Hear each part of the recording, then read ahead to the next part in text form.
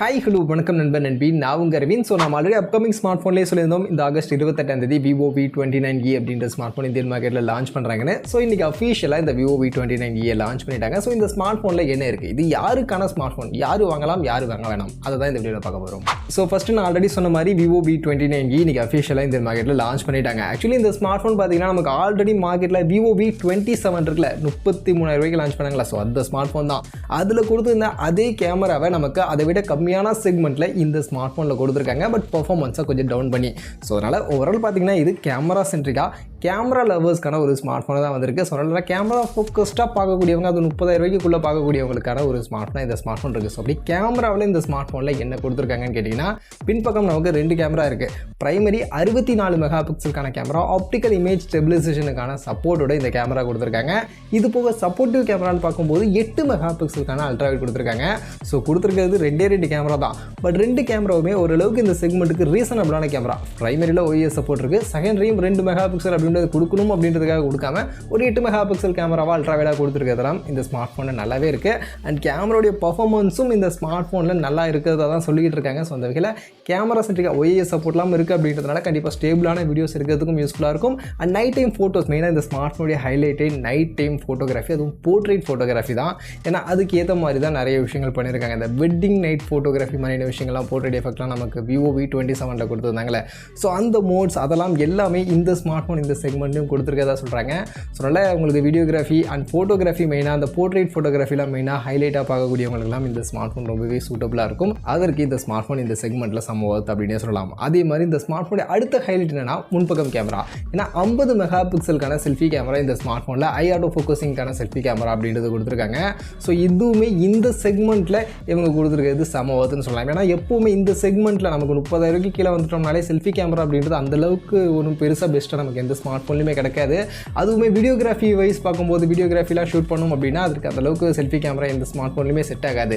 But ஆனால் இந்த smart ஃபோனில் 50 மெகா பிக்சலுக்கான ஒரு ஹை ரெசல்யூஷனுக்கான கேமரா, அது மட்டும் இல்லாமல் ஐ ஆட்டோ ஃபோக்கஸிங் கூட கொடுத்துருக்கிறதுனால நமக்கு வீடியோகிராஃபி செல்ஃபி கேமராவில் வ்ளாக் பண்ணணும்னு நினைக்கக்கூடியவங்க, இந்த மாதிரி யூடியூப் கண்டென்ட்லாம் பண்ணணும்னு நினைக்கக்கூடியவங்களாம் இந்த ஸ்மார்ட் ஃபோனுடைய செல்ஃபி கேமரா ரொம்பவே யூஸ்ஃபுல்லாக இருக்கும். ஸோ அந்த வகையில் உங்களுக்கு செல்ஃபி கேமரா ஃபோக்கஸ்டாக வேணும் அப்படின்னு நினைக்கக்கூடியவங்களுக்கும் இந்த ஸ்மார்ட் ஃபோன் சமூகத்தபிளான ஸ்மார்ட் ஃபோனாக இருக்கும். ஸோ ஓவரால் பார்க்கும்போதுமே இந்த ஸ்மார்ட் ஃபோன் ஒரு கேமரா சென்ட்ரிக்கான ஸ்மார்ட் ஃபோன் அப்படின்றதுனால கேமரா ஃபோக்கஸ்டாக எனக்கு இந்த செக்மெண்ட்டில் நல்ல கேமரா பர்ஃபார்மன்ஸோட ஒரு ஸ்மார்ட் ஃபோன் வேணும் அப்படின்னு கேட்கக்கூடியவங்க கண்டிப்பாக இந்த ஸ்மார்ட் ஃபோன் சூஸ் பண்ணலாம். அதற்கு ஒருத்தான இந்த செக்மெண்ட்டுக்கு ரீசனபிளான ஒரு பெஸ்ட்டான கேமரா அப்படின்றது இந்த ஸ்மார்ட் ஃபோனில் நமக்கு கொடுத்துருக்காங்க.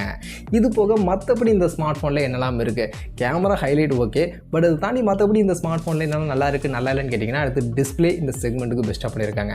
டிஸ்பிளே பொறுத்த வரைக்கும் இந்த ஸ்மார்ட் ஃபோனில் 120 Hz ரெஃப்ரெஷ் ரேட்கான ஒரு கர்வ்டு AMOLED பேனலுக்கான டிஸ்பிளே அப்படின்றது கொடுத்துருக்காங்க. ஸோ இந்த செக்மெண்ட்டில் கர்வ்டு AMOLED பேனலுக்கான டிஸ்பிளேவோடய நமக்கு இந்த ஸ்மார்ட் ஃபோன் கொடுத்துருக்கிறது கண்டிப்பாக இந்த ஸ்மார்ட் ஃபோனில் பாசிட்டிவாக இருக்குது. இது போக நமக்கு 1200 Hz வரைக்கும் இன்ஸ்டன்ட் டச் சாம்பிள் வரும் அப்படின்ற மாதிரி சொல்கிறாங்க. 1300 நெட்ஸ்க்கான பிரைட்னஸ் வேல்யூ இருக்கிறதா சொல்கிறாங்க. ஸோ அந்த வகையில் பார்க்கும்போது டிஸ்பிளே கண்டிப்பாக இந்த செக்மெண்ட்டுக்கு பெஸ்ட் தான், ஒரு செமையான டிஸ்பிளே அப்படின்றது கொடுத்துருக்காங்க. இது போக பேட்டரின்னு பார்க்கும்போதுமே 5000 mAhக்கான பேட்டரி கெப்பாசிட்டி கொடுத்துருக்காங்க. ஆக்சுவலி இந்த ஸ்மார்ட் ஃபோனுடைய திக்னஸ் பார்த்தீங்கன்னா 7.8 mm திக்னஸ் தான் இருக்குது. அண்ட் 180 கிராம்ஸ்க்கான வெயிட் தான் இருக்குது. ஆக்சுவலி இந்த செக்மெண்ட்டில் இவ்வளோ ஸ்லிம்மஸ்ட் ஸ்மார்ட் ஃபோனோட கர்வ்டு டிஸ்பிளே ஸ்மார்ட் ஃபோன் எடுத்துகிட்டு வந்திருக்காங்க. ஸோ அதுதான் இந்த ஸ்மார்ட் ஃபோனுடைய ஹைலைட்டாகவும் அவங்க சொல்கிறாங்க. எப்போவுமே Vivo ஸ்மார்ட் ஃபோன்னா நமக்கு ஸ்லிம்மாக தான் இருக்கும். ஸோ அதெல்லாம் பிரச்சனை இல்லை. பட் ஆனால் இவ்வளோ ஸ்லிம்மாக கொடுத்ததோடு இல்லாமல் நமக்கு இதில் 5000 mAhக்கான ஒரு பெரிய பேட்டரியும் கொடுத்துருக்காங்க. யூஸ்வலாக 4500 4600 அப்படின்ற மாதிரி கொடுப்பாங்க. பட் இங்கே 5000 mAhக்கான பேட்டரியும் கொடுத்துருக்கிறது பாசிட்டிவாக இருக்குது. இதை சார்ஜ் பண்ண 44 வாட்ஸ்க்கான சார்ஜர் கொடுத்துருக்காங்க. ஸோ ஓவரால் இந்த display, battery, fast charging and camera எல்லாமே இந்த ஸ்மார்ட் ஃபோன் ஹைலைட்டாக இருக்குது. அப்போ என்ன நெகட்டிவ்னு கேட்டிங்கன்னா பர்ஃபார்மன்ஸ் தான். பர்ஃபார்மன்ஸை தான் கொஞ்சம் டவுன் பண்ணியிருக்காங்க. ஆக்சுவலி இதில் நமக்கு Snapdragon 695 அப்படின்னு சொல்லக்கூடிய ஒரு ப்ராசஸர் யூஸ் பண்ணியிருக்காங்க. அண்ட் இந்த ப்ராசஸர் பொறுத்த வரைக்கும் ஓகே, ஓரளவுக்கு டீசெண்டான ப்ராசஸர் தான். அப்படின்னாலுமே இந்த Snapdragon 695 நமக்கு மார்க்கெட்டில் ஸ்மார்ட் ஃபோன்ஸ் பார்த்தீங்கன்னா 15,000 ரூபா கிட்ட அந்த செக்மெண்ட்லேயே கிடைக்குது. ஸோ அப்படி கிடைக்கும் போது நமக்கு இந்த ஸ்மார்ட் ஃபோன் பார்த்தீங்கன்னா 27,000 ரூபா மாதிரி செட் பண்ணியிருக்காங்க ப்ரைசிங். ஸோ அவ்வளோ ப்ரைசிங் கொடுத்து இந்த Snapdragonோட 695 ப்ராசஸரோட வாங்கணுமா அப்படின்றது தான் ஒரே ஒரு கேள்வி இங்கே நமக்கு இருக்குது. மற்றபடி பர்ஃபார்மன்ஸ் பொறுத்த வரைக்கும் உங்களுக்கு நார்மல் யூசேஜ் தான். பெருசாக கேமிங் மாதிரியான விஷயங்கள்லாம் ஹெவியாக யூஸ் பண்ண மாட்டேன். நார்மல் யூசேஜ் எனக்கு ஒரு நல்ல கேமரா பெர்ஃபார்மன்ஸ் மட்டும் இருந்தால் போதும் அப்படின்னு நினைக்கக்கூடியவங்களுக்கு கண்டிப்பாக கன்சிடர் பண்ணலாம். இந்த செக்மெண்ட்டுக்கு உங்களுக்கு கேமரா சென்ட்ரிக்காக ஒரு நல்ல பெர்ஃபார்மன்ஸை கண்டிப்பாக இந்த ஸ்மார்ட் ஃபோன் கொடுக்கும். இது போக இன்டிஸ்பிளே ஃபிங்கர் பிரிண்ட் ஸ்கேனர் இருக்குது, சிங்கிள் ஸ்பீக்கர் தான், ஹைப்ரிட் சிம்ஸ்லாம் கொடுத்துருக்காங்க. ஸோ SD கார்டு வேணும்னா நம்மளால் போட்டுக்க முடியும், அதற்கான ஆப்ஷன் இருக்குது. Android 13ல் FunTouch OS 13.1 இந்த ஸ்மார்ட் ஃபோன் நமக்கு ரன் ஆகுது. அண்ட் ப்ரைஸிங் RAM and ஸ்டோரேஜ்னு கேட்டிங்கன்னா 2 வேரியன்ட் கொடுத்துருக்காங்க.